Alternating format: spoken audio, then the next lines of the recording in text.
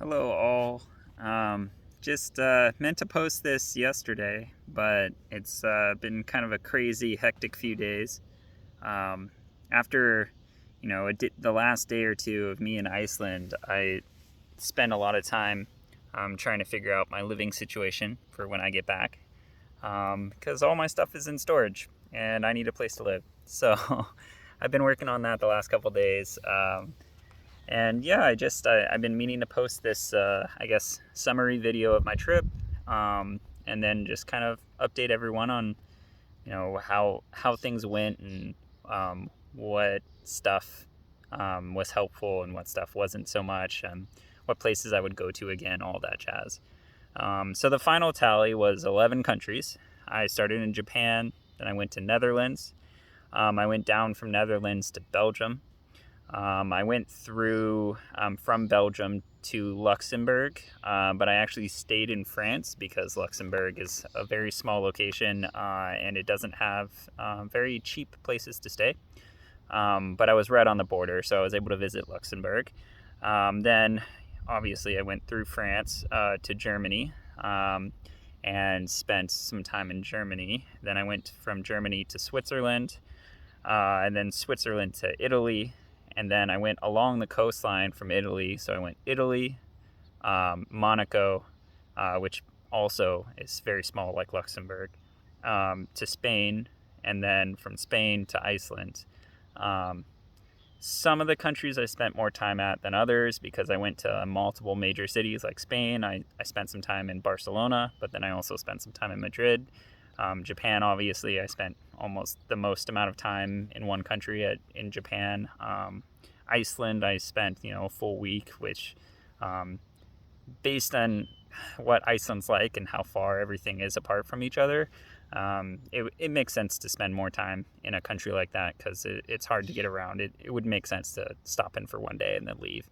But yeah, so out of the countries I was at, there was a few countries that I probably wouldn't go to again unless I was invited for like a particular reason or like an activity or a group of people that were going. Just because like all of the countries you could visit in Europe, there's a lot of them that are really affordable, lots of fun, exciting things to do in every direction. There's lots of beaches, lots of whatever. Some of the ones that aren't that way, it's like Switzerland. Switzerland was a very expensive country because they have their own type of money, and their money is worth more than the euros. So your euros are worth less, which means your USD is worth even more, even less, which is brutal.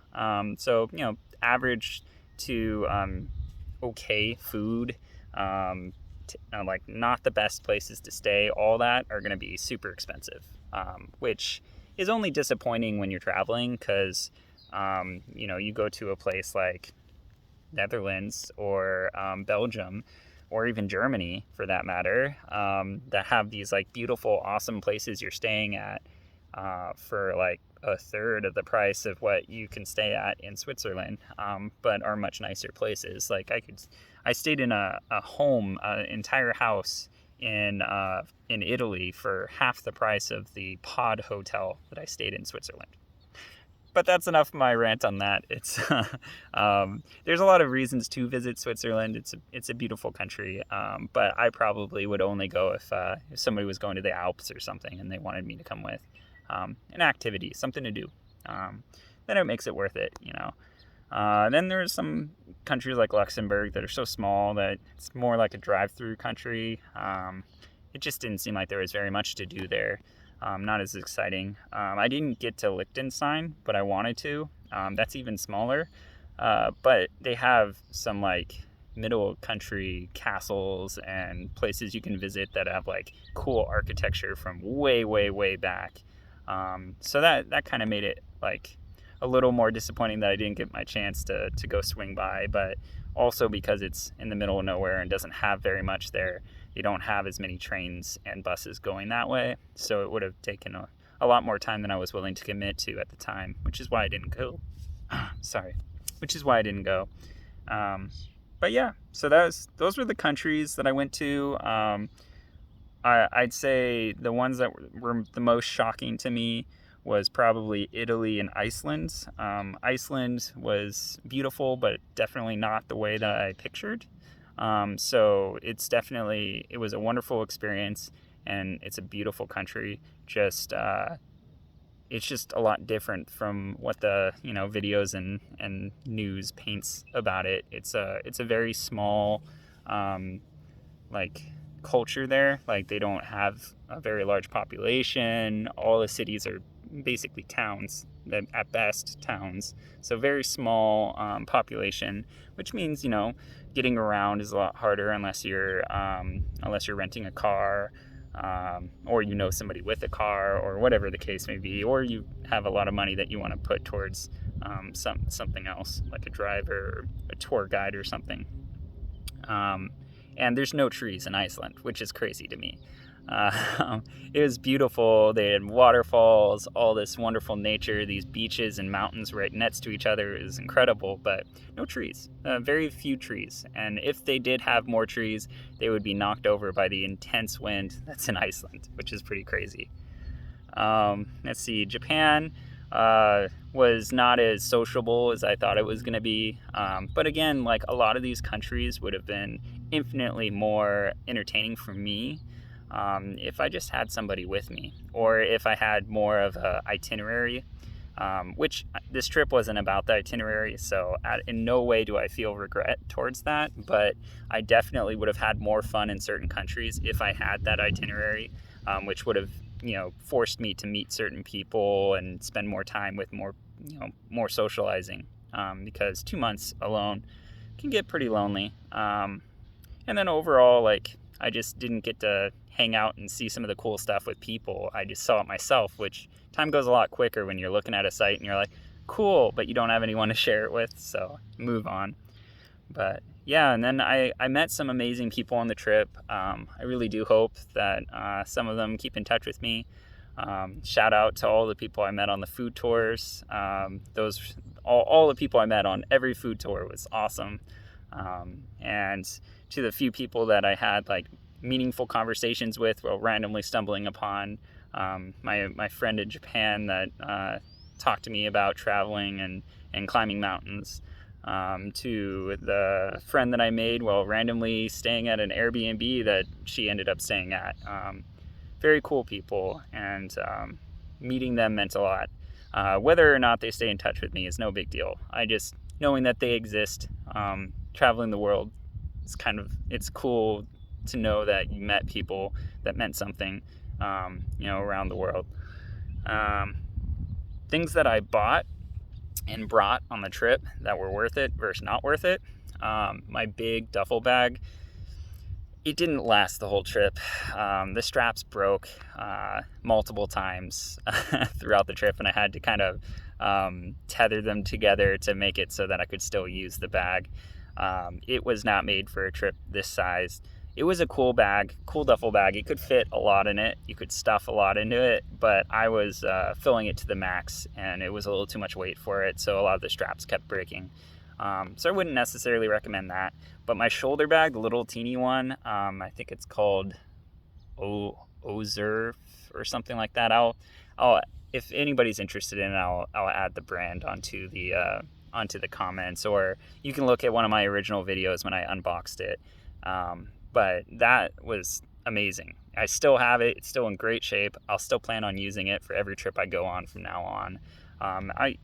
Even when I'm going to like events like fairs or conferences or like tournaments or whatever, like I'll definitely use that bag as my like day bag for whatever I need for that day. Being able to charge your phone or any of your electronics through your shoulder bag, pretty amazing. Definitely worth it. The shoes that I bought that were waterproof, not the most comfortable, not the best looking. I definitely would say on shoes that are like made for rain and whatnot, they are on the lower spectrum for worth it.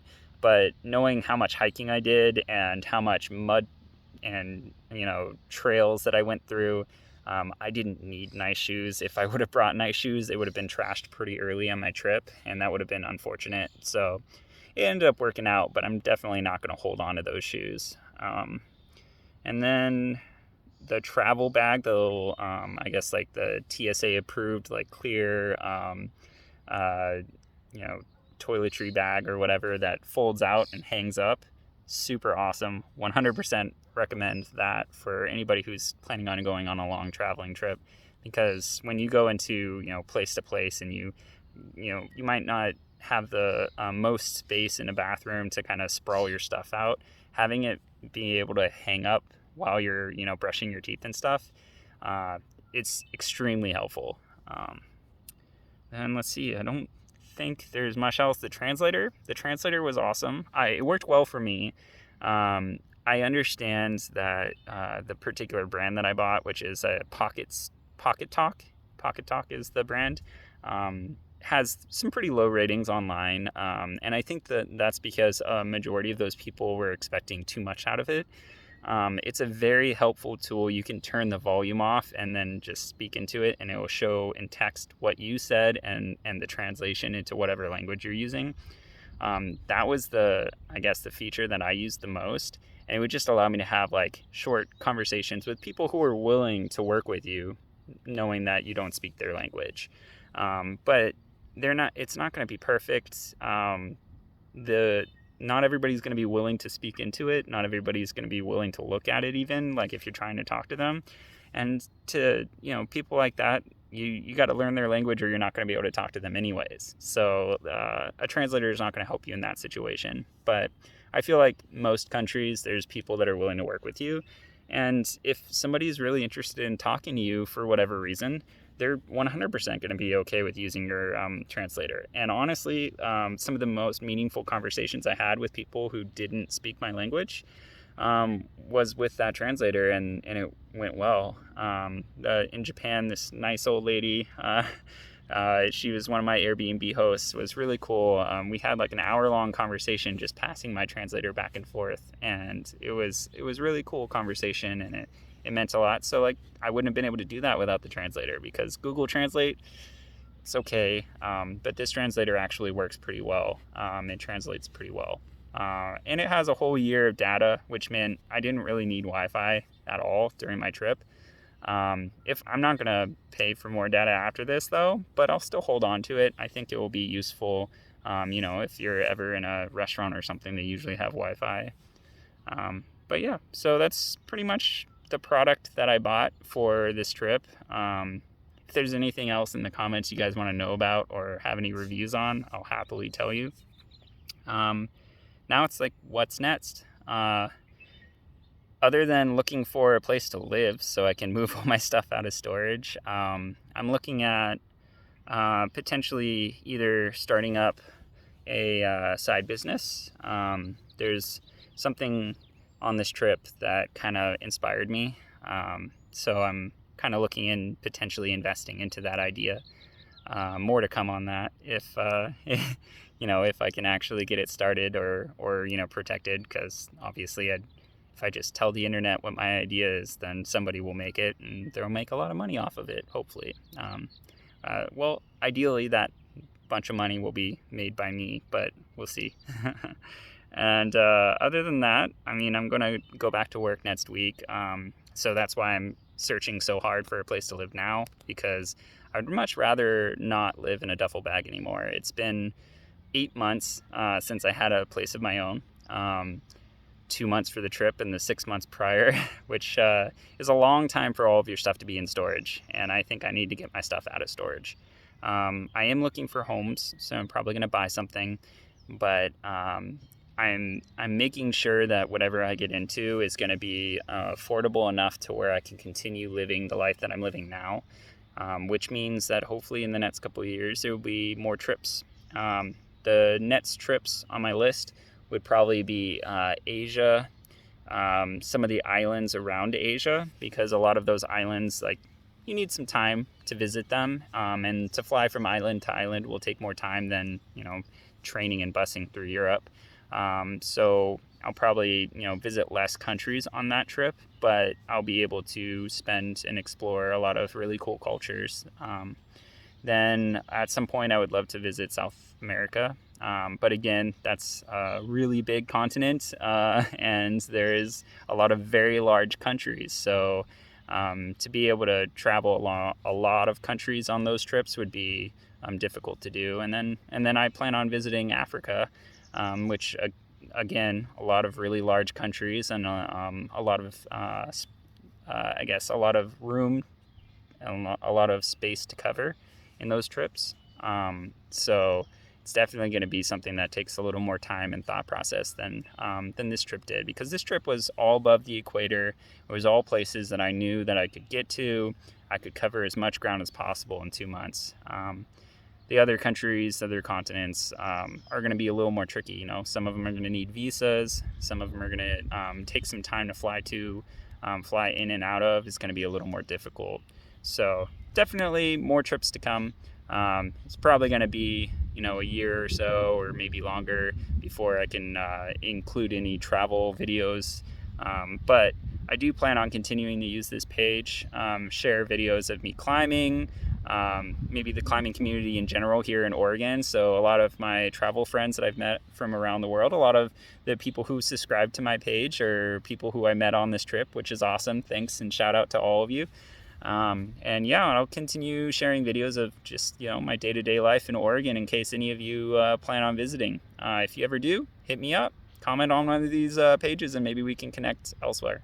All right, take care, everyone. Hope everyone's well. Bye.